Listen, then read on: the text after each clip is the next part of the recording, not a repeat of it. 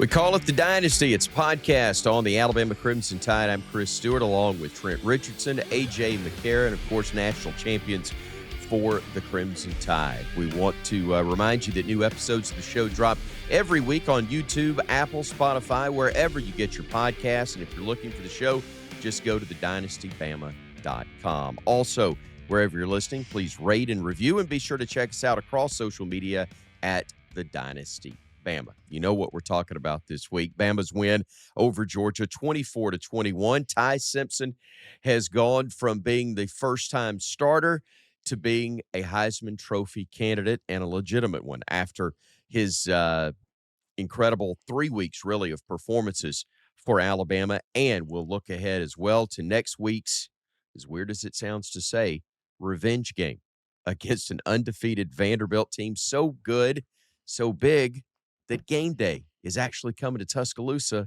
for an Alabama-Vandy matchup. We'll get into that in a moment. First of all, guys, your reaction, sitting on the couch watching this one from home. You've played in this game multiple times, won championships because of victories over Georgia. But for you guys, what was it like watching Alabama take care of the Bulldogs? Yeah, it was awesome. You know, it was definitely, I mean, just watching it on the TV felt like a very hyped up but critical game for Alabama, for me personally, because you're already with one loss. You lose that one, also going into the gauntlet of SEC play that you have coming up, you know, and you have one more slip up, you're pretty much out of it. So it definitely felt like an amped up, you know, almost kind of related to the game of the century versus us and LSU. It was just one of those games. So it was awesome to watch, awesome to sit back and cheer the guys on. And Trent, how about for you, as Bama's able to end the 33-game home win streak for the Bulldogs and make sure that Bama's home win streak in SEC play stays the longest that we've had in the history of the league? Man, I tell you what, man, it was impressive to see that we still haven't played our best ball yet. Like I'm excited by how far this team can really go. Like, this team can really go be that black horse that people wasn't talking about this year. And I think some of these guys are starting to get the honor of the jersey that they got on them, that shield that they wear with that A. So, and I was excited about, everything, man, especially about the defense. I think, man, it was just a good Saturday, man, of, good smash mouth football that, wouldn't be denied of all full-quarter football. For me going in, I didn't know exactly what to expect, crowd-wise, atmosphere-wise, because so many of these games in the past several years in this incredible run where Bama's won 10 out of 11, they've come with a ring directly at stake. Even the year that Alabama and Georgia played twice, there was a ring at stake both games. Bama got an SEC championship ring. Georgia got the big one with the national title in Indianapolis. So even though we know it's going to play a part, perhaps, in who's going to get to play for a ring, there wasn't one directly at stake with a victory. That part made me wonder what it would be like. And I think it's also really unusual. Two fan bases that are known for, I'll be gentle and kind and say, extreme confidence. Okay. Mm-hmm. Both seem to have some doubt going in on either side. There was not the same level, Trent, of, oh, we know what's going to happen, even though you knew one side was going to be wrong. In years past, both were adamant that they had the better team. Neither one seemed overly confident in this matchup. Well, I don't know about them. I was I was excited by going into this week. We got word that we was getting Jam back and Keenan back. And just for real, just looking at defensively wise, like, Georgia haven't been the same. the last couple years. Is having that dominant D lineman, those type of guys that they got, playing for Philly right now, that's dominating the NFL. Like they don't have them type of cats no more. And so, and for me, I knew long as Ty was able to stay composed and be able to use his legs when he had to, when everything got ugly. And I think we was all texting during the game, and I texted this early when he had made the play with his legs. I said, as long as he can do that, I think we're gonna be all right. Yeah. And we just, imposed our will the whole game. When they had an answer, we had another answer for it. So, man, I was satisfied, man. But I know looking at the game, like we still got a lot of football we left out there, man. Yeah. AJ, for me, and people understandably will talk about the final drive, and I know you guys were a part of teams that were famous for just bleeding the clock. They gave you the ball with 6 minutes to go, 7 minutes to go, and you're up a score, and you just time after time held on to it, and they couldn't get it back. And if you didn't add a score on, you were taking a knee at the end of a game. We saw it happen a lot in some big ball games. But for me, maybe the biggest drive of the game was Bama's first, after they make Georgia go to the 3 and out to start things off. There's a deep ball. Ryan Williams is wide open. The throw couldn't be more perfect. And Ryan just flat out dropped it, which has been a problem in some moments early on this year. But he flat drops it. And instead of it being, oh, man, there goes our opportunity, that went maybe to be a blessing in disguise because they don't score on 4 or 5 plays or whatever number that was in the drive. They chew up double-digit plays half the quarter and made a real statement that they were there, and it was gonna be physical. Yeah, we're gonna have deep opportunities, so you better guard it, but we're gonna be physical, and that was pretty much what they did throughout that game. Yeah, I mean, listen, the yards per carry wasn't what I was predicting it should be for us to be successful. And we were not far from it, but it was the fact that the O-line played with some nastiness to them that we haven't seen all year. Mhm. And hell, maybe it's we got to play Georgia every week or have that mindset. Or maybe the guys have, truly bought in and like you've been hearing and understand what they're playing for and uh, the special opportunity and blessing you have to put on the crimson jersey um, and go out and play. So that part of it is what made me proud because you saw those guys even when the runs weren't successful, they were finishing blocks Yeah. and that was the most positive thing that I took from the game is because you can build on that. All right, now let's work on technique. Now let's work on angles. But at least we're playing with the effort that's needed. Um, you know, you had certain fans that tried to crucify me last time, but you mentioned it. Listen, Ryan's got to play better.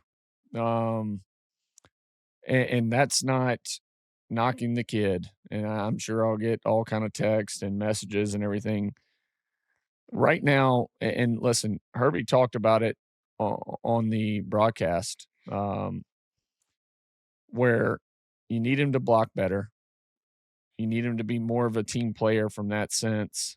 Um, the biggest thing with him, the kid has unbelievable off the charts talent, right? Uh, he has struggled catching the ball across the middle this year. He has struggled running routes across the middle this year, for whatever reason. Every over route I've seen him on, he's just gliding into it. There's no under the nickel, over the mic with speed and trying to get to his point, even with the one where Ty rolled out to his left. If you watch the sky view of that play, he's just kind of jogging the route.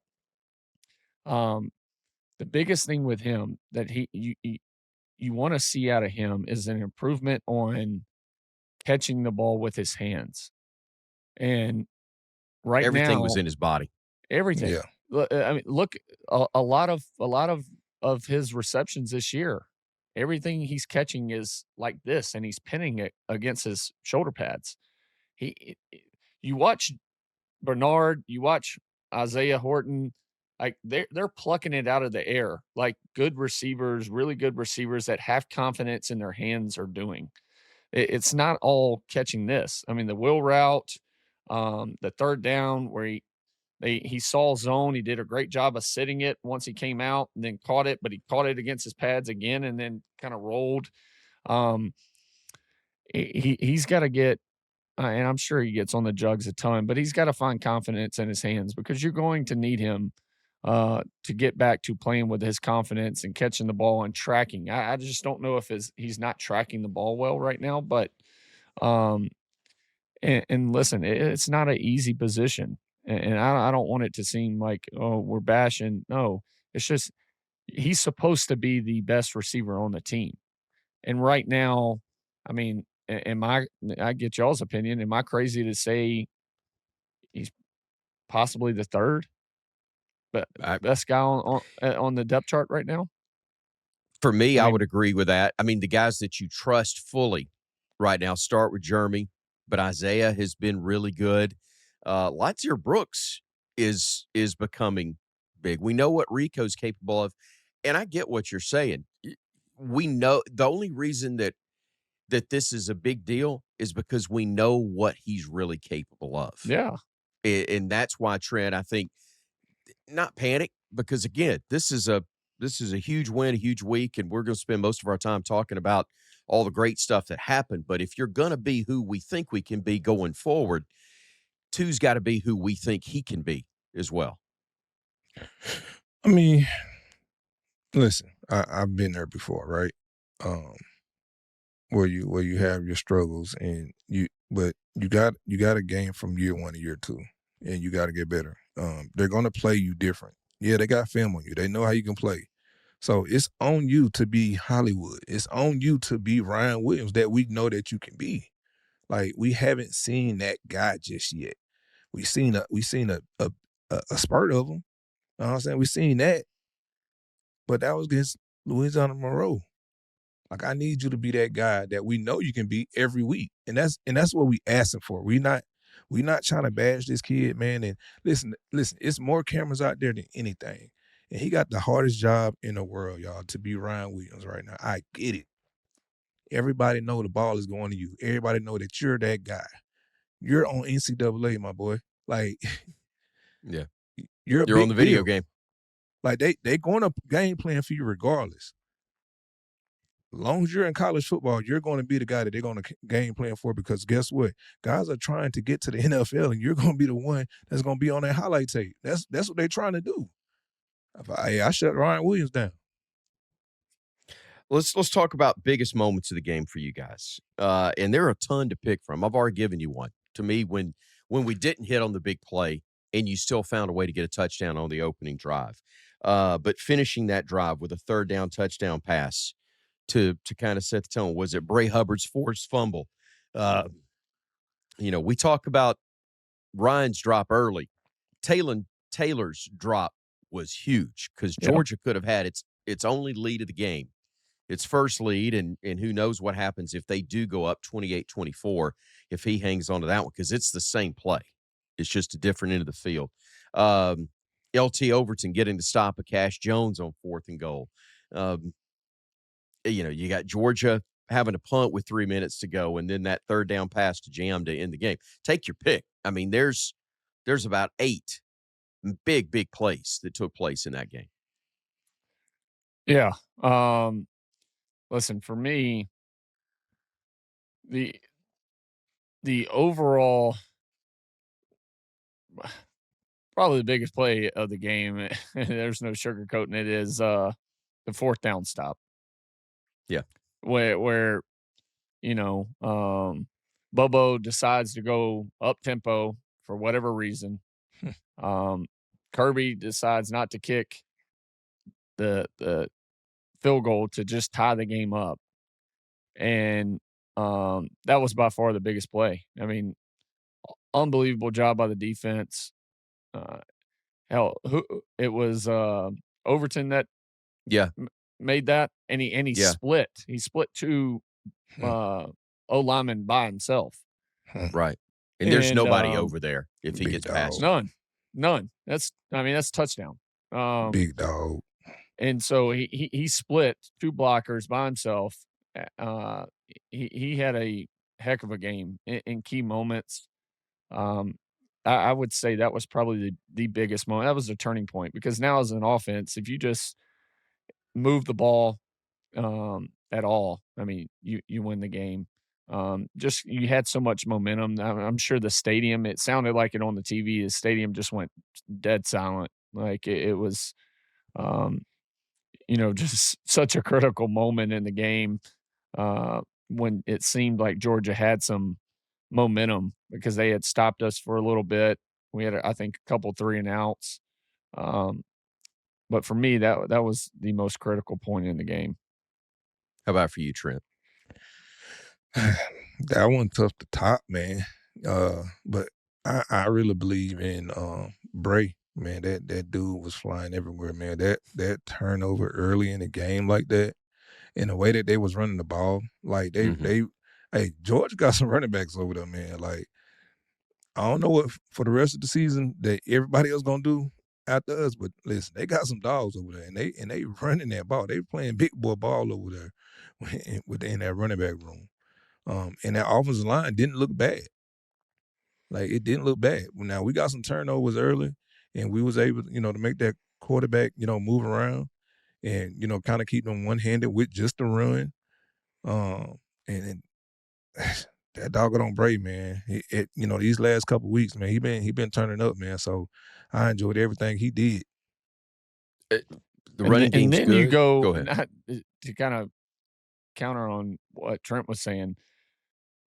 Then for Georgia, on the hurry up 4th down play, you don't even use your first two backs on the depth chart, which I didn't understand that as well. Like, why are we going up tempo with our third string when the first two had some successful runs? I mean, explosive runs. That was another head scratcher where you usually don't see that from a Kirby team where it's I'm sure that was Bobo's call to go right then, but I mean that 4th down play was massive, dude.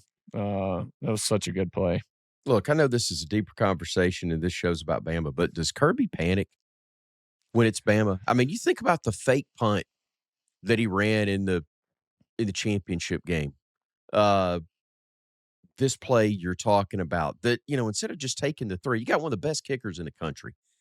Take the 3 right there. Yeah, or no, like 100%. you said, run, line up and look like Georgia. And you're going to try to beat to the edge instead of just running right at Alabama or anybody. Right. That's the thing that got me is if you go for it, I don't mind the call on his part. Yeah. But at least take a timeout and let's talk about it or just huddle up and get back into our, 22 personnel. And we got nothing but big boys and we're just running downhill. And if they stop us, they stop us. But it was just different. But I listen, I said it all week long leading up to the game to where there's one place that has an absolute mental strangle on this Georgia team and this coaching staff, and it's the University of Alabama. And I for whatever reason, I mean, even watching Glenn Schumann on the TV copy, Glenn looked confused at times, sending in signals late. And he's sitting there watching, and him and Kirby are both usually right next to each other, and it looked like they were confused, and maybe they weren't. Hell, I have to talk to Kirby after the year and ask him what was going on. But, yeah, I mean, I'm with you, Chris. I think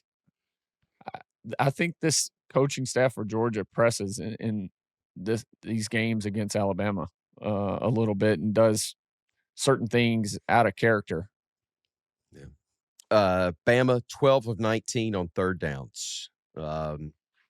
They were 9 of their first 11 on third downs, which was massive. They get 24 points in the red zone on 4 trips. Georgia 2 of 8 on third down during a stretch, and a couple of the stops. You win the turnover battle as well. I mean, again, knock on wood, Ty still hadn't turned the ball over. Bama hadn't turned the ball over, maybe on downs once, or twice, but they haven't fumbled it, interception, none of that stuff. It's been really, really efficient, forcing the other side to beat you. Florida State did. Nobody else they've played since has been able to. Yeah, third downs, success on third downs is what wins you ball games. Yeah. I had them at 13 and 19 on third down compared to Georgia's 2 of 8. But whether it's 12 and 19, 13 and 19, listen, that's what wins you the ball game right there. If you can hit your mark for your certain percentage, where it's usually about 55% or greater on third down, your percentage of or probability of winning the game is just skyrocket. So I thought Ty was excellent on third down. And again, I go back to O-line. I mean, that's the best the O-line's played all year, and you need that out of them. I thought keeping Ty upright, giving him time, even when Georgia was playing soft zone and for dudes to find second windows and where to sit and everything, and Ty playing on time. And I also need, I think he deserves it. Give him his flowers, but help. Maybe we can find a way, talk to Sankey and get Alabama so Grubb can get a bye week before every game, because Grubb was in his bag. I'll give it to him. The schemes, Proctor play, some of the mix-ups with the motions, the shifts, and then the late call to jam out of the backfield to put the game away was an absolute just brilliant play call, great design. I mean, Grubb deserves a lot of credit too, because that's the best I've seen this offense all year. It's easy, and we'll finish this segment with this, Trent, but it's easy to look at the numbers and you say Bama doesn't run it, and maybe in the traditional sense they don't. But that little play that AJ's talking about, the pass to Jam, some of the passes to Jeremy, a couple of the quick things, those are basically run plays. Those are basically extended handoffs and an extension of your run game. Bama maybe understands what they're not. And I know you got to be better between the tackles, and I think they're taking steps that direction. Jam being back is a huge part of it. But being creative and finding ways to get the same thing done in a more unconventional sense is a big reason why they won this game. Oh, yeah, I definitely agree. Being able to be creative with those guys and get those guys in schemes where you can, do those quick, those slow screens and, you can do those little delays with them and stuff like that. I mean, it's big. Getting them, anything out the backfield, being able to get those guys involved, even when those guys are, blocking in the game, that's big. Like, just being creative with those guys is brilliant, man. Like what AJ said, man, hats off to Coach Grubb, man. He was in his bag, man. I had to give it to him. That is the best I have seen this offense all year. And I think with what we seen Saturday, like, the sky's the limit of where this offense can be and how much football they really left out there. They really left football out there. Like, that's my thing. Like, they still haven't played a complete game yet. Like, this team is better than what people, thought they was. Yeah, the offense will be even better. Yeah. If you clean up. The one issue I did see from a offensive standpoint was how much we were snapping the ball with 1 second or expiring play clock. Yeah. And you burned all 3 timeouts in the first quarter, which on the road is tough, right? Like, yeah. I mean, that's not a great situation to be in, to burn them all in the first quarter. and you burned them all on offense. And so I think I don't know if it was miscommunication or what, but getting Ty, if there's one thing for him to get better at is just pressing the guys to be faster out of the huddle, get up to the line quicker, and let's go.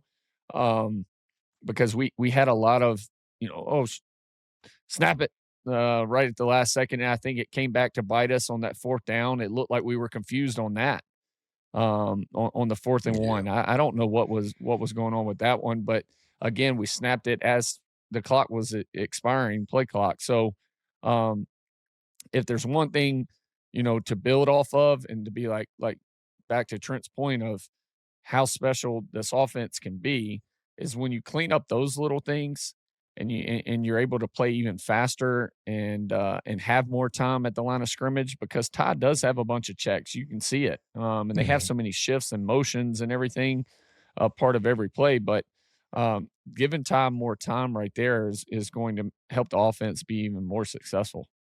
We're going to talk about 3 key players in this game when we come back. Ty Simpson, but also the return of Jam Miller and Tim Keenan. Stay with us as we continue on The Dynasty, a podcast on the Alabama Crimson Tide. Breakfast might be the most important choice you make all day. That's because with Wendy's 2 for $3 breakfast, you can mix and match your very own perfect pairing of our delicious morning favorites. With this breakfast deal, the choice is all yours, not someone else's. And isn't that how it should be? It's your breakfast, after all, not Martha's. She can pick her own breakfast. This one's all for you, no matter what you choose, from our sausage biscuit with that grilled breakfast sausage, or the egg and cheese biscuit with fresh cracked grade A egg and melty American cheese on a fluffy buttermilk biscuit, a small size of perfectly seasoned potatoes, or a medium hot coffee to power through the morning. All you got to do is pick your ideal morning pair. You really can't lose because you're the one calling the shots. The choice is all yours. Wake up to Wendy's 2 for $3 breakfast just the way you want it. Limited time only during breakfast hours. U.S. price and participation may vary. No substitutions, not valid in a combo. Single item at regular price. It's The Dynasty, a podcast on the Alabama Crimson Tide. Hope you'll check us out across social media at The Dynasty Bama. But also our episodes drop each week on YouTube, Apple, and Spotify, wherever you get your podcast. If you're just looking for the show, go to thedynastybama.com. Chris with AJ and Trent once again, of course. And guys, three players specifically we want to talk in about, even a fourth we'll probably get to. But Ty Simpson, 276 yards, 3 touchdowns, 2 of them passing, 1 more on the ground. He is getting the job done to a level that now people are talking about him in the Heisman race. It's crazy and not at all atypical, AJ, with the knee-jerk reaction of people that it was less than a month ago. People are saying, well, we got to, you got to move on to the next quarterback. And now this guy is being talked about as second coming of AJ McCarron, right? Well, listen, it's funny to me. And I love Alabama fans just as much as anybody. I'm from here. I grew up with Alabama fans. Even when I was an Alabama fan, I understand the mindset behind Alabama fans. My family is that prime example, right? And but I've been saying it from the get-go, the kid's going to be fine. We have to pull up clips get Steve, our producer, to pull up clips from months ago when we started this thing, and I said he's going to be fine, and Trent said he's going to be fine. And I knew the kid. I've known him for for a while now. I know what Ty is capable of doing, and I think it's just awesome to see that he's able to showcase that talent now. And hell, it wasn't but like you said, Chris, a couple of weeks ago after Louisiana Monroe, you had people all over the internet like, well, we need to play Mac and we need to play Keelan Russell, and dude's gonna be fine. But listen, it's awesome to get this praise. I've been in the Heisman talks. Hell, Trent, we both have been finalists. And so But I've also seen dudes be listed in the Heisman final or, as a possible Heisman finalist early in the season and in the talks as a favorite, and it goes south. So rat poison, right? That's it. Talk to him, coach. Yep. Stay to your process. Don't change anything. Keep doing what you're doing. Keep going out and proving people wrong, dude. Proud of you. He's playing his ass off. I love being able to sit back and watch him play because I just knew he was going to be this type of player all along. So, Trent, is this next matchup going to be the guys that are playing the position better than anybody else in the league right now? When you got Pavia for Vandy and Ty Simpson at Alabama? Why would you do that? Like, all right, I'm just asking. Well, it's. I didn't say the best, the guys that are going to play in the NFL next season. I'm saying, are these the two playing the best right now? I mean, between I had to throw my guy from Ole Miss in there too, because that kid Trinidad Chambliss is he balling well. He's playing off the charts right now. They're in the mix. Yeah, though. they're definitely in the mix. 100%. Like they definitely top 3. I mean, yeah, they playing great football right now, and they controlling the game. Like Ty's playing lights out, man. The guy from Vandy, he's playing. He haven't missed a step from last year. So that cat is steadier. He's still stacking days. Like, and I'm excited about this game right here for real. It's crazy to say that I'm excited about a Vandy game, but listen, this is a game that I might be at. We're going to talk about it in the last segment. We'll get more into that, but I want to know for you, Trent, Jam Miller, 46 yards, 16 carries. I know those aren't off the chart numbers, but his presence alone, the physicality, even the block, one of the blocks that was thrown for Kadyn Proctor when he caught that screen pass. I mean, he's able to hold up on a block with a level of strength and physicality that we just haven't quite seen at that position so far this year. Would you agree? Yeah, man, I definitely agree with that. I think that just the leadership they have him back out there is big. You definitely see, he's eager to be out there, and I think he's getting back into the flow of things. I know the stats don't sound good, but at the same time, man, he played a big role. Other than just having the ball in his hand. And so when you talk about a complete back, that's what you want. I will say I do want him to keep those feet moving, keep those feet driving. One thing about it, man, I guess it might be an injury thing too. He's trying to get back into the flow of things, but you got to keep those legs going, keep them moving, because we know Jam for breaking tackles. We know him for keeping his legs moving. Last game, it kind of looked like his legs was a little dead, and it might be for trying to, get back, into game shape. So it might have been a little dead, but I think that just at the running back position. All the guys that touch the ball, Kevin, that kid is amazing. I think we need Kevin Riley's good. Yeah, we need to keep involving that kid with the game plan, because that kid is amazing with the ball in his hand.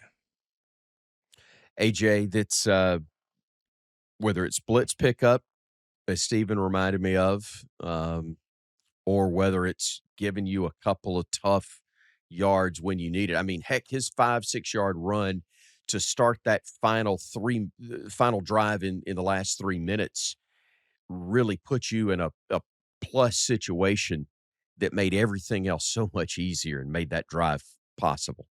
Oh, 100%. Well, listen, I thought what he did best. Runs are going to happen. I mean, the run game all year hasn't been, great in what people expect from Alabama, but I thought his presence alone from a pass blocking standpoint was a protection standpoint was key. And I think it speaks volumes for not only himself, what the coaching staff and his teammates think of him to put the game away and run that little slash like zone read we're going to boot one way, stick your foot in the ground, throw it back to AJ, him. what was that play called? We used to run it, but we used to not run it like that. It was the Joe Pendrick play. What was that play called? Because we ran on Auburn I when can't I remember. dogged on scored against Auburn. It's a form of Titan pass, Yeah. Titan roll pass right, but it's out of the gun, and they run it out of zone read instead of under center where you have a fullback coming back this way. You kind of hold the ball out and stick it to him, and you're into the flat. It's a form of that because, I mean, you still have a backside tight end that takes the high corner, tries to clear everything out, boom, hit you in the flat. But yeah, I mean, I think it speaks volumes for Jam and to give the ball to him in such a critical point in the game, to put the game away, for him to be smart and go down right once and stay in bounds. Move. Like, I mean, there's so many, because to talk about that and how critical that was, like you look at the Ole Miss game. Ole Miss almost cost themselves because Trinidad Chambliss ran out of bounds trying to get the first down instead of just taking the loss and going down inbounds, and it about caused Lane to have a heart attack. But I mean that it's heads up plays like that is why you have that kid back in the game, and it was awesome to see Jam back in there. Proud of him. Talk about a couple of bigs before we wrap this segment up, and we start with Tim Keenan III. His presence alone in the middle. I know he wasn't able to play every snap. He doesn't have to, but his presence for the snaps that he was in there, I thought changed the dynamic of what Alabama was in the middle. 100%. Yeah. So proud of TK. Listen, I've had that same tightrope surgery.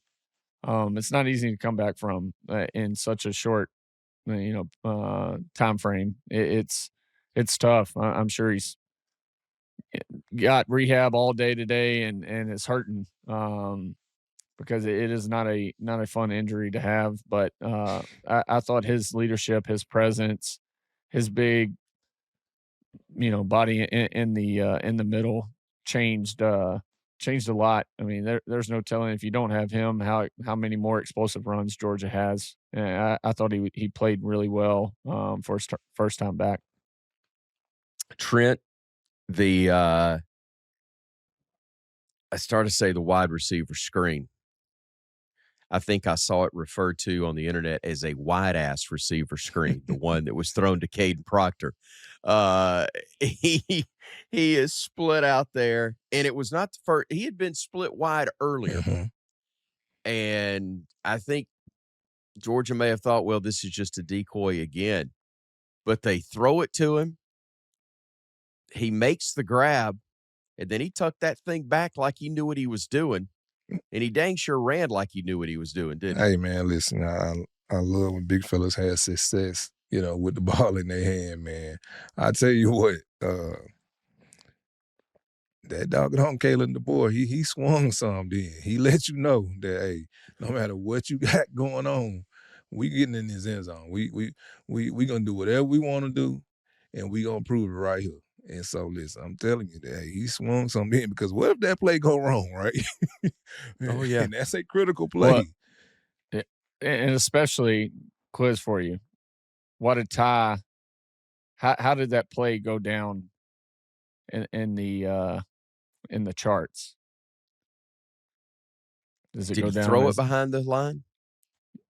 That's why he went under center, because it has to be a lateral. It's the only way you could throw it to him. So it goes down as a run. It's a run. It's not a pass. Got it.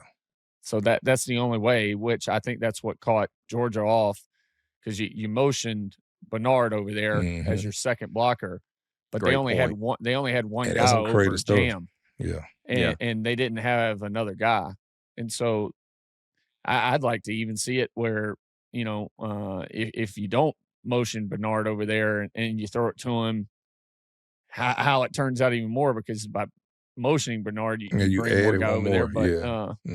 But but that's why Ty had to go under center so he could throw it backwards. That's a great point. Stephen, again, our producer who does, Stephen Gorky's phenomenal, puts our show together every week and does so much to make this thing possible. But he adds some suggestions on things for me to ask you guys, and among them is, were there any memorable trick plays you guys practiced but never called in a game? And I remember a pretty good flea flicker you guys ran against Auburn. Oh, That was, but how about gadget stuff that you never ran that would shock people? I felt like we always ran them. We had Old Brown shoe, 2-point play versus Auburn. Then I threw it to Mike Williams where we motioned Barrett out. You remember that? Yeah, I do remember. Motion Barrett out wide, and then he jumps up, acts like we're throwing it to him out of all people. He Barrett, jumped. sit down. I remember that. Sit down, Barrett. Sit down. But what was the hang time on that jump for Barrett? Yeah. I know he was a basketball player back in the day, but quarter of an inch. Okay. But it worked. I know what Barrett will say. No, Hey, it worked. It did. But that was called Old Brown shoe. That was the old Jim McElwain play. We had that crazy A-Day. We didn't run in the real game. We ran in the A-Day. Yeah. We had A-Day was usually where you had some crazy trick plays because every team had to have a trick play and you had to run it. I caught it right over my shoulder, too. AJ put it right there in the basket. Yeah. Yeah. What was it? I remember you did something because I was calling the game, but I don't remember. It was a double. I can't remember if it was a double pass or what it was, but they either threw it to me or gave it to me on a reverse or something, and then they threw it to Trent. But I think it was like I might have went in Wildcat. Yeah, I can't remember. Yeah, I went in Wildcat and tossed it to you or something. I remember trying to talk him into at one point.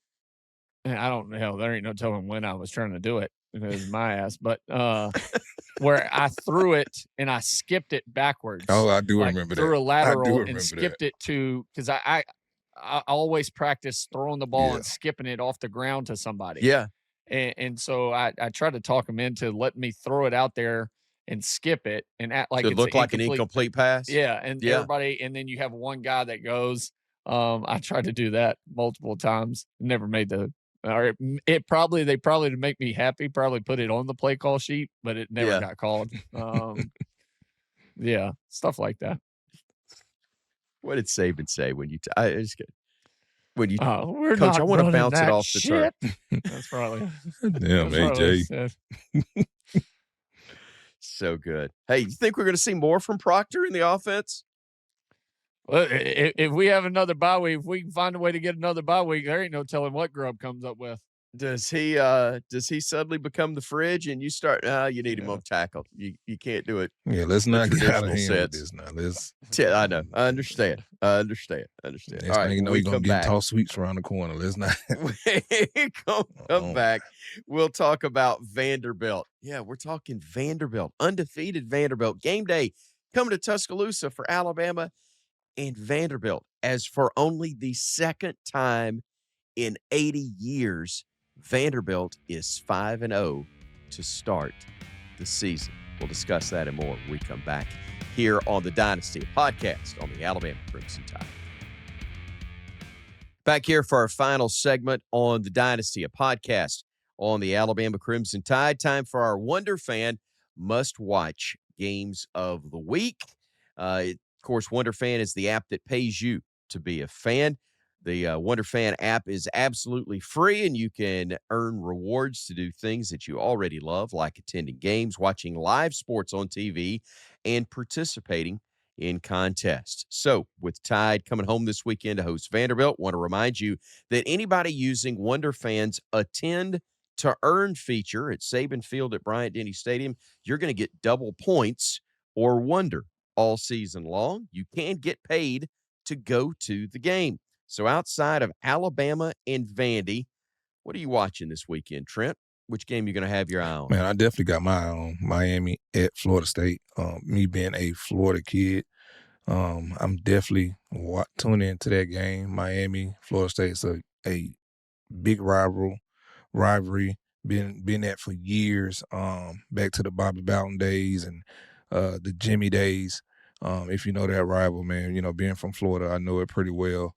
But for me, is Miami going to be able to me, it's the battle of the quarterbacks. You're going to have your pocket passer You're going to have your quarterback that's going to be able to manage the game and, put the receivers, in a better position. You're going to have a quarterback at the Florida State position. He's just a playmaker. He's just dynamic with the football in his hand. And right now, Florida State is hot. And so, who's going to knock who off their throne? Florida State just, lost. Are they going to bounce back? A devastating loss too. We didn't expect this to happen. But we know, when it comes to football, especially you in the ACC, it's a rival for them. So it's going to happen. All right, AJ, we got one for you, and instead of it being Wonder Fan, it may be Wonder if fans are going to show up in Athens because I can't imagine they're too excited about Kentucky coming to town, but it is pretty interesting. It's huge for Kentucky if they're going to do anything to salvage their year. And obviously, Georgia's got to find a way to bounce back. Not a horrible performance against the Tide, but a loss nonetheless, and one that was really devastating to them. Yeah, I'm like the rest of the fans that'll be watching that game with both eyes. Kentucky at Georgia, just wide open, But seriously, Kentucky at Georgia. Listen, how does Georgia bounce back?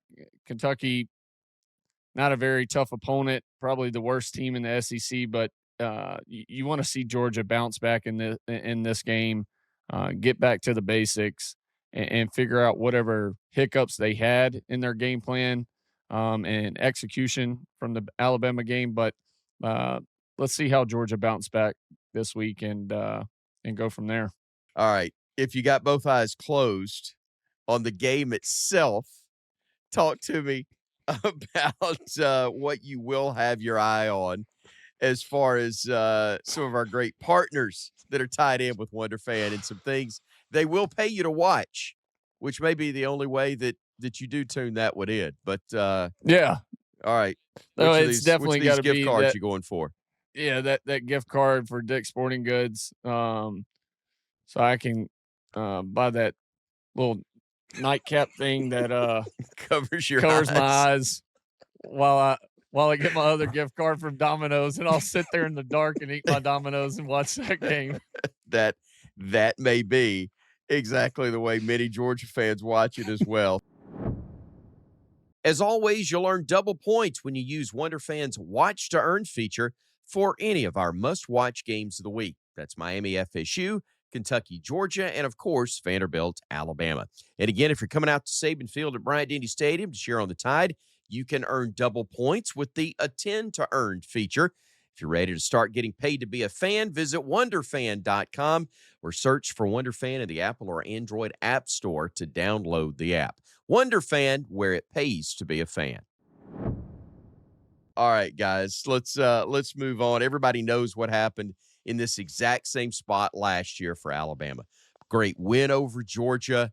And then here's Vanderbilt. Let's go to Nashville, have some fun, take in some good restaurants and sights, maybe a little trip to the Grand Ole Opry, get a win, get on back home. Whoops. Vandy ain't bad anymore. And now Vandy is historically good, at least to this point of the season for Vanderbilt. I said it going into the break, guys.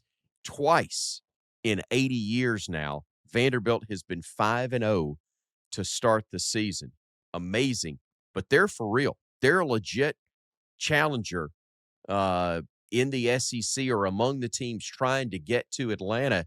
And it would be a massive step in that direction if they could do it in Tuscaloosa against the Tide and with College Game Day coming to Tuscaloosa as well. Listen, famous saying, every SEC coach is on a 7-day contract, and you're about to see it right here if stuff goes bad for Alabama in this one.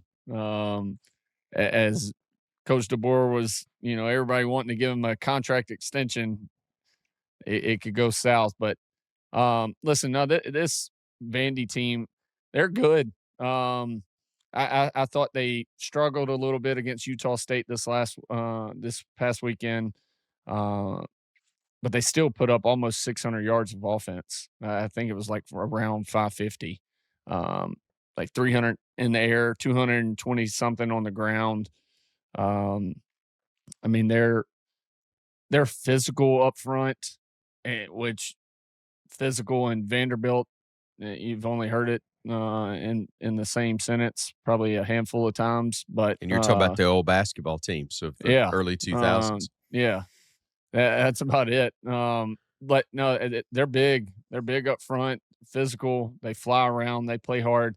I love Clarkley, the head coach. I think he has built a great program there for all the issues that comes with being at Vandy, and from an academic standpoint, and not having the probably the resources that everybody else has, and the facilities and everything else. I mean, he's just built a great program there, and I think he's going to be a head coach that a lot of people are going after this year. But uh, this is not going to be a cakewalk. Like I said, this starts a gauntlet for our guys, and you just proved again, why you're Alabama, and you're going to get everybody's best game week in and week out from now on. Yeah. And Trent, it's a dangerous team because not only, as AJ said, they got some guys that'll hit you. They got some speed as well. I mean, Pavia is really good, but he's got some guys that can do something with it after they make a catch or mix it up in the run game just a little bit as well. Oh yeah, man. Vandy. Crazy is to say, Vandy's a team.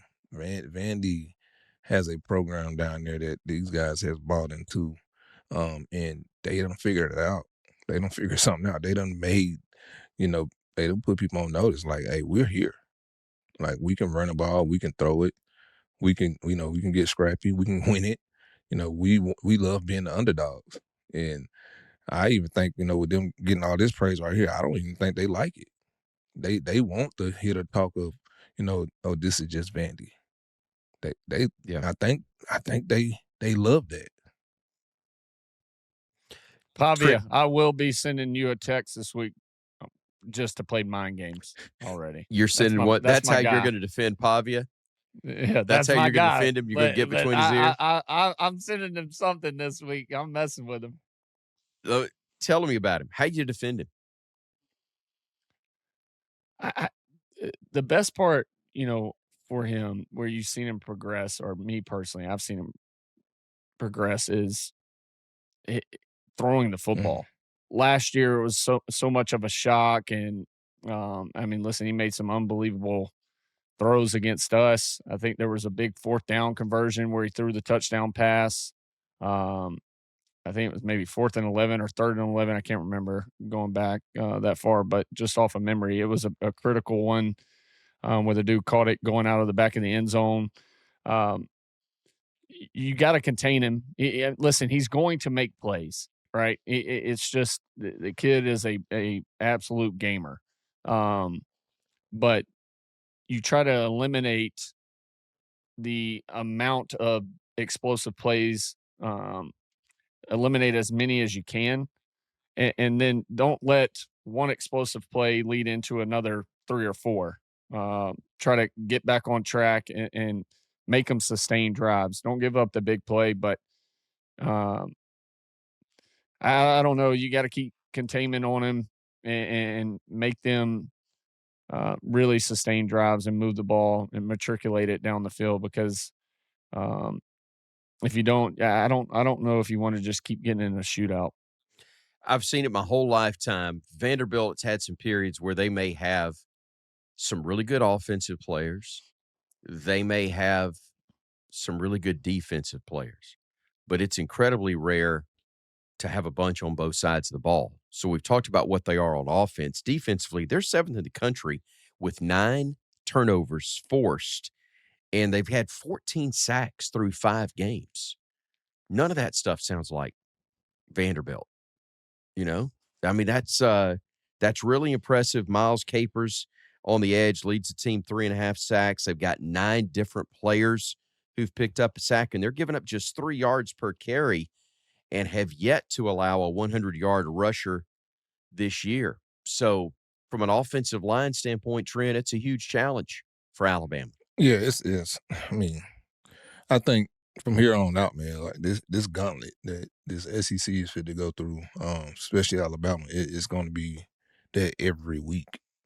And, to look at these guys' stats and, look how these guys are, causing, havoc with turnovers, being able to, rush the quarterback, being big up front. And they have been winning majority of the battles. That's why they're undefeated. And that's for both sides of the football. Like I said, them guys are scrappy. So it's a challenge on the offensive line and the defensive line. And before we go away from the Vandy stuff, AJ played in a game, I played in a game where, like, you don't get that game back. My sophomore year, we lost 3 games, y'all. And I was able to go back and win 2 of them out of those 3. That third one, I never got to play that team again. And we should have never lost that game. Or, like, we lost to South Carolina, and I could not go back and play those guys that next year. And to where it's like, man, like, that's that one game where you always go back and be like, bro, we should have never lost that game. I got to avenge us when we played Auburn, and we lost with the Cam Newton game. We got them back the next year. Got to beat LSU in the game of the century. Got to come back in the national championship and win that one. But that one team that got that little edge on me was South Carolina. And so don't be us. AJ, you don't had that game before. Yeah. Like, don't be us. The biggest worry in this game, right, is not resting on your laurels to where you're on your high horse. You just went into Athens. You just won a big game. Everybody's talking about you now again. You're back in the top 10, right? Like, there's so much rat poison going against you. Like, this is where the week of practice under Saban would be absolute chaos and hell, because, I mean, this is where, listen, you can't have another, hiccup in the season, and you better crack down and stick to the basics. You're not as good as everybody's saying. Like, that's all the things he'd be feeding into your head. But that's the biggest thing. And you're back at home. So when you play at home, you kind of tend to, like, rest a little bit rather than going into a hostile environment. Like, I'd much rather be playing this back in Vandy, because the team just went into a hostile environment. It's kind of like how a little bit of my junior year going into LSU, winning the last second game in a hostile environment, and then we played A&M the next week at home, and before you know it, you're down 21-0, and it's like, oh shit, we got to get going, right? Like, because you come back home and you tend to relax a little bit more. You're back in your element, your routine. You're sleeping in your own bed the whole time. Like, you're back to just a normal routine rather than, like, a sense of urgency when you're going to go on the road. You're going back into a hostile environment. So that's the one concern that I have coming out of a big win. But hopefully our guys are ready to go. Hopefully that'll be the case, and hopefully all of you will join us again next week here on The Dynasty, a podcast on the Alabama Crimson Tide, as we'll recap Vanderbilt and Alabama. It's the national game, at least as far as game day is concerned. They'll be there, and we'll be talking about it a week from now. For Trent, for AJ, I'm Chris. Thanks again for joining us. We'll see you next time. Roll Tide, everybody.